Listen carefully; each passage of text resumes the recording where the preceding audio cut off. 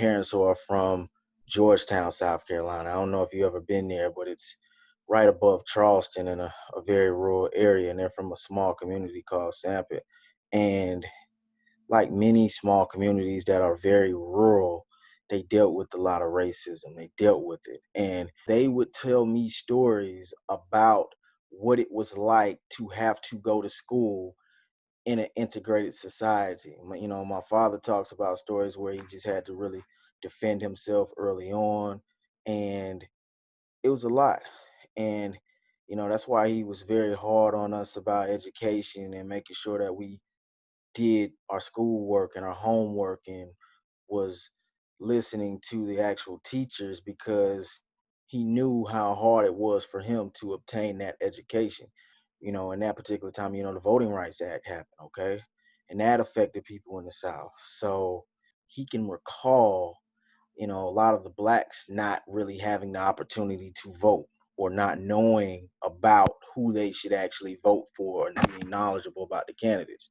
So then you deal with actually people coming to your house or seeing the guys and saying, "Hey, come get a beer."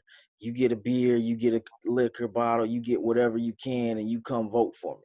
It wasn't about voting for someone who they thought was the right candidate. It was just about being a number and actually getting a beer to actually go vote. South Carolina has these big oak trees, right? Mhm. So these big oak trees are a big part of our history, and they're beautiful, and we love them and we cherish them.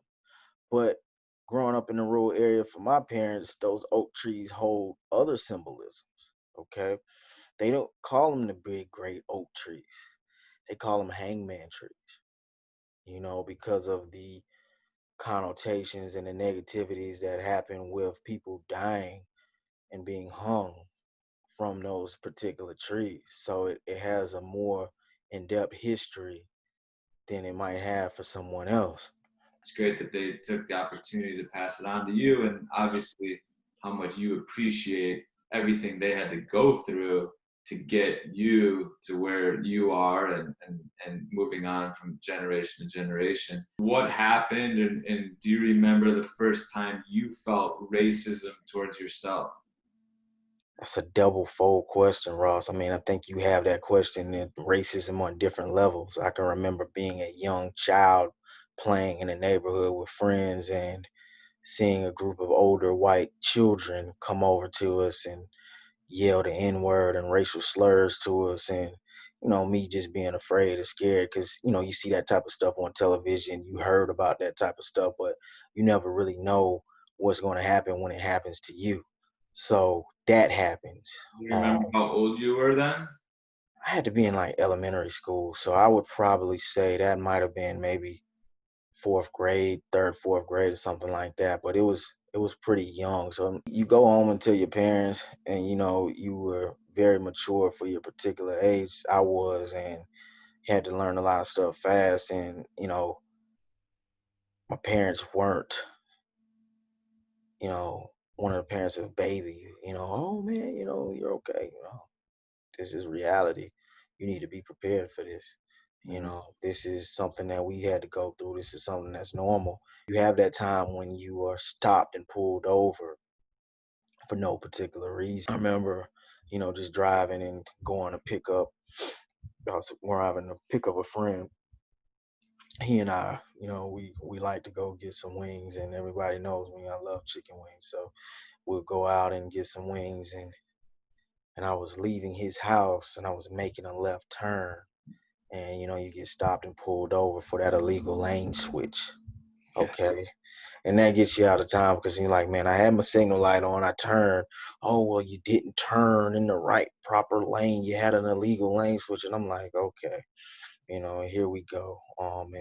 And at this particular time, you're well aware of what can happen. You just try to be as cautious as possible, and hope for the best. And I remember he and I being in the car, just kind of quiet about the whole situation. We knew we didn't do anything wrong. And so I mean, you deal with it on a lot of different levels.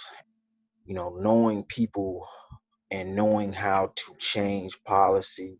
I learned early on that lawyers had that ability. and that's what I wanted to do. I would have loved to want to go to the NBA or do something like that, but I just wasn't athletically gifted. So I stayed the course. Yeah, I feel strongly that we're not going to change a lot without changing laws. And that's why the lawyers like yourself are just so important for the future. So we appreciate it, and that's why we decided to give to EJI. Was just they are actually helping to change laws, which will shape the history of this country forever.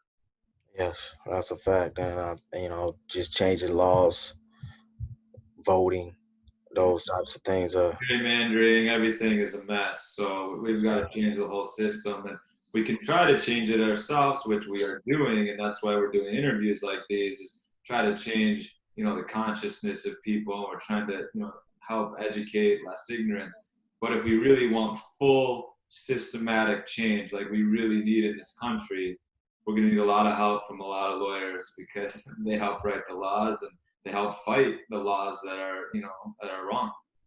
that's right. That's right. So thank you. So last question, what gives you hope that America will be better for future generations of Black Americans? We have, Ross, a lot of things to be hopeful for. And one is just the fact that people like myself and people who have come from similar backgrounds, we're going to continue to fight and continue to strive and continue to build on a legacy that our parents and grandparents and ancestors before us have strived for. I think a lot of folks and young Black folks are getting involved politically more so. They're more concerned based on the climate that we're in, and they're willing to make change. I feel we really have to get to work. Thank you so much for sharing your story, the story of your parents, the story of your childhood and experiences you had in college, experiences now, and, kind of what scares you, what gives you hope. And I'm forever indebted and grateful. And we're going to share it, and hopefully a lot of people learn about it. And thank you for doing what you're doing, being a lawyer and trying to make change in South Carolina. And that's awesome. I appreciate you, Ross. It's always a pleasure. And, I'm here for you. Anything I can do, and we will make sure that we get some more United shirts in South Carolina and have everybody wearing them. Hey everyone, thank you so much for watching this video. If you want to support us, subscribe below or visit us at Unyte.Life. Be an ally, and I'll see you soon.